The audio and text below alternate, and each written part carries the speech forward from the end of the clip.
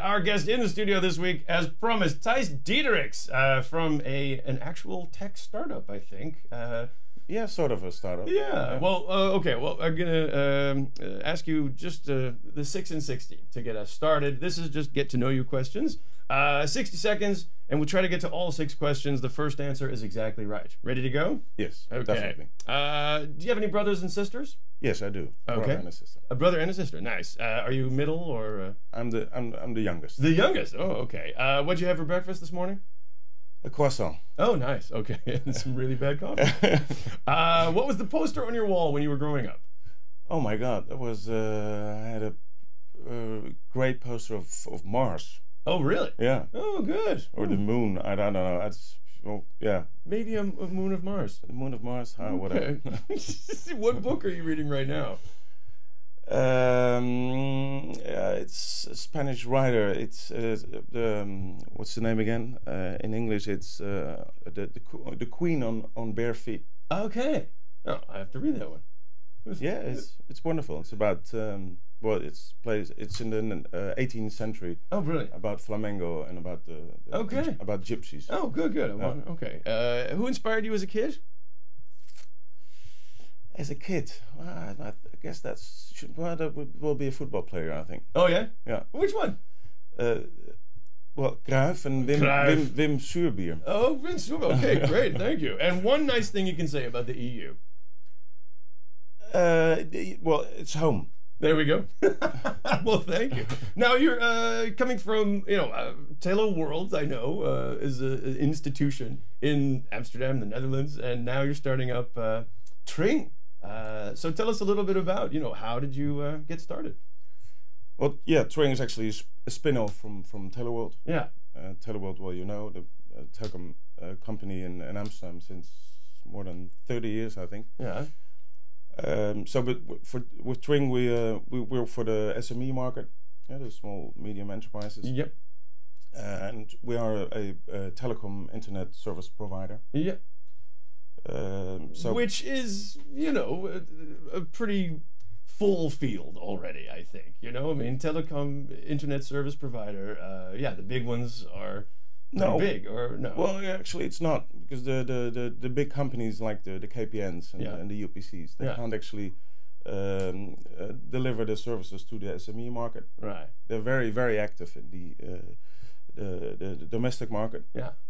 But not in the B2B market. I see. Okay. So what is the hole in the market for Tring? And what do you? Well, since we have net, that goes with the story of Europe as well. Since we have net neutrality in Europe, people like Tring, we can deliver services to the SME market. Yeah, you don't need your own network anymore, right? Because we have the beautiful thing called internet. Yeah. And net neutrality is, we think, guaranteed. That well, yeah, it's guaranteed. I guess, I don't know, about a year ago it was guaranteed in Europe. Yeah. I think it's still an issue in the States. Yeah, still a debate that shouldn't be going on, but still is going on. Yeah, still going on. So no, so the cloud market, which of course is very important, that's quite a new market. Yeah. And there are a lot of cloud services. Yeah. But there are not really a lot of. I mean, there will be a lot more. I mean, if we're just really on the beginning of cloud services. Okay. I sort of compare the market now of cloud and VoIP market as the market of mobile phones in the 90s. Yeah. This sort of this. It feels like, people. This is an awareness that's growing, and in fact, we were talking to some people about starting up your own company, working for, trying to service the SME markets, trying to use the internet, trying to use the resources that we have. What is it like trying to do, basically a tech startup in Europe right now? Let's see what some other people had to say. All right. And, what are some key ingredients for a tech startup right now? You really need a good team. Yeah, something to trust on, to share your values, what you do and why you do it, and just work on it hard. Yeah, I really think it's the team. What are the key ingredients for a successful startup in Europe right now? Okay, it should be a European project, which means that the major European cities are participating. Second, we don't need this European bureaucracy. We have to fill in papers, which are amazing. It needs if you fill in those papers, you need at least 2 persons, 1 month, and that's insane. Where is the next Silicon Valley going to be in 10 years? Russia or Spain? Spain. Yeah, I think they're well educated, and the unemployment there is kind of forcing a lot of creativity. Russia is kind of a liability, I'd say. So, okay. Yeah. Thank you. And what are the key ingredients of a startup in Europe right now? I think an intense desire to fight through the red tape, the willingness to pay a significant amount of taxes, and of course a good idea. That's in 3rd place. All right, let's turn that around. Yeah. No, that's what we seem to be hearing, is that red tape and taxes are indeed sometimes the most important hurdles that you have to face even before you can bring your idea to the table. Yeah, because I think that, if you're, everybody is aware of red tape and taxes, so it might even, prevent ideas from even, coming to you. Yeah. Is there anything that European leaders can be doing to make life easier for startups, entrepreneurs, innovators? Yeah, I think when it comes to policy, when opening up businesses, there are too many rules. Red tape. I started my startup too, and it was really difficult because of the regulation, etc. I think that we should really allow the people that want to invest, that want to start up a business, give them the freedom, and also invest in them, help them instead of pulling them down. I think that would be a great shift, which will really help the economy too. Okay. What about the startups, the tech companies? Is there more Europe can do, maybe, to help the innovators and entrepreneurs? At the end, but at this time there are more and bigger important questions before that one. Yeah. But at the end, when Europe is coming to its total movement, that's the question, but not now. Okay. Where will the next Silicon Valley be? In Russia or Spain? I really hope in Spain. Thank you. Back to your business, which is not so much, I don't know, hardware, but more the services, serving. But we talked about red tape a lot. How's it going with you? We called you a startup earlier. You said that's not really accurate. How would you describe yourself in that regard? Well, startup. We're already there for over a year. So in that sense, I'm not really a startup. Yeah. But I'm a startup and actually we just finished a crowdfunding project. Okay. So we needed money, and the funny thing, all those people, they said quite a few things about creativity and the red tape. Yeah.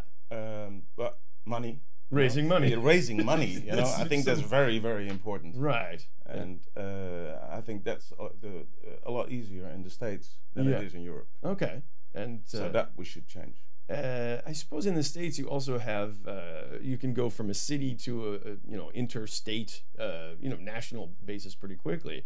How are you looking at going from one market to expanding? What's your vision? In my own field, you mean? Yeah. Expanding. Well, it sounds really nice business-wise. Yeah. But the new economy is more like of course you have great projects like Google and Spotify, and they apply for everyone. Mm-hmm. But the main businesses are for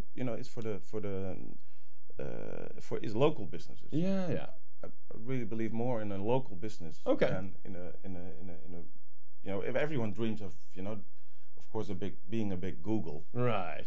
Yeah. But you can be really big and really run a nice business and have a nice life. Yeah. Running a business a local based business. Well, that's great actually. I went crowdfunding. Yeah. And the first thing the guy from the crowdfunding company asked, "What do you want?" Okay. And my idea was to have Tring mainly for the Amsterdam, for the Randstad market. Yeah. I don't need to be everywhere in Holland. Yeah. Yeah. Well, that's when most of the small, medium enterprises, I guess that's as well. You're aiming. Yeah. But you don't need to be really big. in the new market. It's more like trust people, not brands. Yeah. And so exactly. That's what we like to, right. Let's talk. Anyway, we did the crowdfunding, and we were talking about crowdfunding. Yes. That is really interesting because the banks, they will have a definite, very different role in the coming years. Yeah. Crowdfunding, this goes sky high. That will be the next few years. Right. Crowdfunding will be very important, and sharing economy as well. And for raising money for startups, that will be the main thing, I think. Yeah.